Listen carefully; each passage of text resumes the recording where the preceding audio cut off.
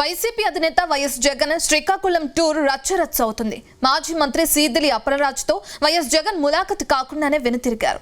అయితే అంతకు ముందు తాడేపల్లి నుంచి బయలుదేరిన వైఎస్ జగన్ తీరా జైలు ముందుకొచ్చేసరికి టైం అయిపోయింది.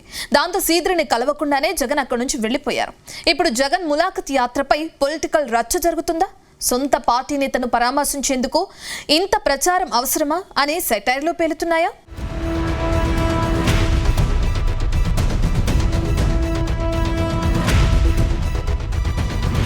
వైసీపీ అధినేత వైఎస్ జగన్ శ్రీకాకుళం పొలిటికల్ టూర్ పై రచ్చ మొదలైంది.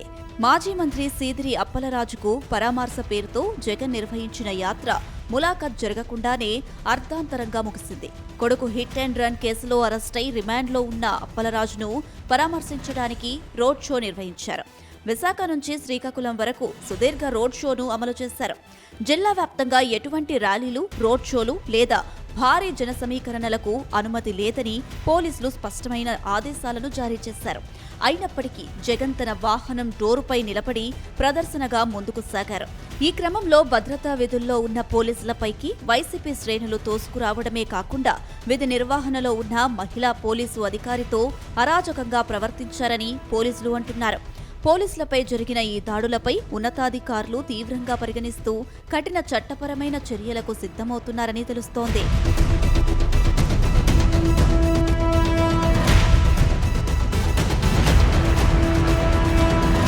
అయితే పరామర్శ పేరుతో జగన్ చేసిన రచ్చపై మంత్రి లోకేష్ నిప్పులు చెరిగారు.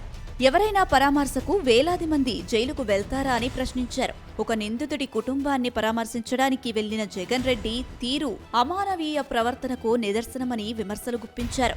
ఇది పరామర్శ కాదు, నేర మనస్తత్వానికి పరాకాష్ట అని లోకేష్ ట్వీట్ చేశారు. మరోవైపు ఆయనకున్న సమయానికి జైలుకు చేరుకొని పరామర్శ ముగించుకున్నాక కావాల్సినంత హంగామా చేసుకోవచ్చు కదా అని తెలుగు తమ్ముళ్లు సెటైర్లు వేస్తున్నారు. రోడ్ షో పేరుతో చేసిన పబ్లిసిటీ స్టంట్ కాస్త సమయం ముగిసిపోవడంతో ఫ్లాప్ షోగా మారిపోయిందని విమర్శించారు. పరామర్శించడానికి వెళ్లిన నాయకుడికి ఆఖరికి జైలు గేట్ల దర్శనమే దక్కడంతో తాడేపల్లి నుంచి శ్రీకాకుళం వరకు చేసిన ఆర్భాటం, సోషల్ మీడియా రీల్స్ అన్నీ తుస్సుమన్నాయని తెలుగు తమ్ముళ్లు ట్రోలింగ్ మొదలుపెట్టారని సమాచారం.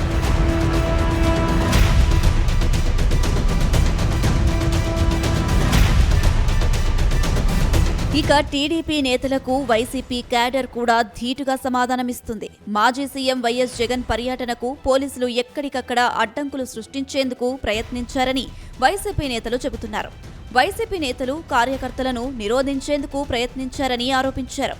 జగన్ పర్యటనను అడ్డుకోవడానికి భోగాపురం ఎయిర్పోర్టు ప్రారంభోత్సవం కోసం రాష్ట్రం నలుమూలల నుంచి రప్పించిన పోలీసు బలగాలను శ్రీకాకుళం జిల్లాకు డంప్ చేశారని విమర్శించారు.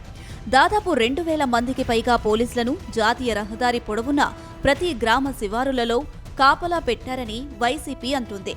అలాగే జగన్ పర్యటన సాగే శ్రీకాకుళం, రణస్థలం, పైడి భీమవరం, కొత్త రోడ్డు, పెద్దపాడు వైపు రావద్దని ప్రజలను హెచ్చరించారని వైసీపీ నేతలు ఆరోపించారు. దాంతో కేవలం 8 వాహనాల కాన్వాయ్లతో మాత్రమే వెళ్లి సీదిరి అప్పలరాజును జగన్ కలిసేందుకు ప్రయత్నాలు చేసినా సమయం అయిపోయిందని జైలు అధికారులు గేట్లు క్లోజ్ చేయడంతో జగన్ వెనుతిరగాల్సి వచ్చింది.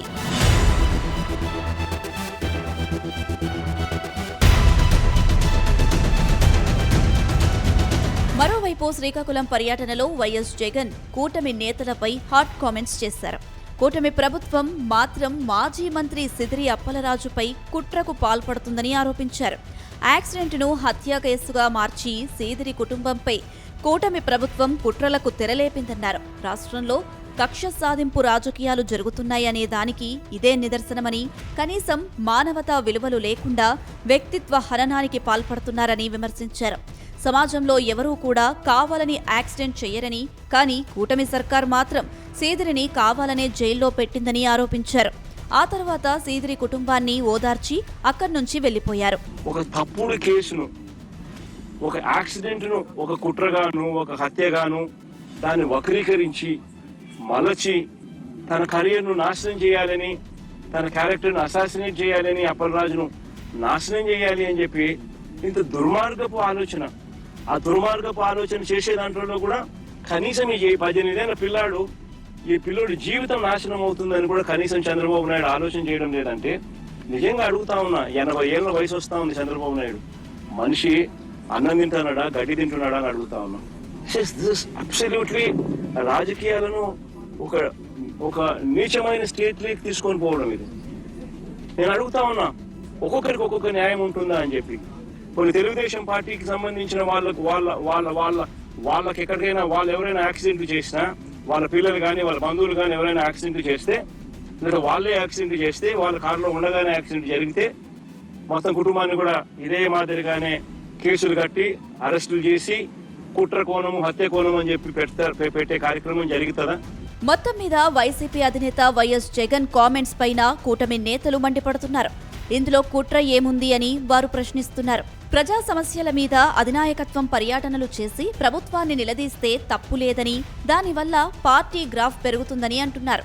కానీ సొంత పార్టీ నేతలు ఏం చేసినా మేముంటామని మద్దతు ఇచ్చేలా వ్యవహరించడం వల్ల పార్టీ జనాలకు బాగానే ఉన్న పౌర సమాజం నుంచి మాత్రం స్పందన వేరేగా ఉంటుందని సూచిస్తున్నారు. ఏది ఏమైనా ఈ ఇష్యూలో జనాలు చూస్తున్న కోణం వేరుగా ఉంది. వైసీపీ వారు తీరు మరోలా ఉందనే టాక్ అయితే గట్టిగా వినిపిస్తుంది.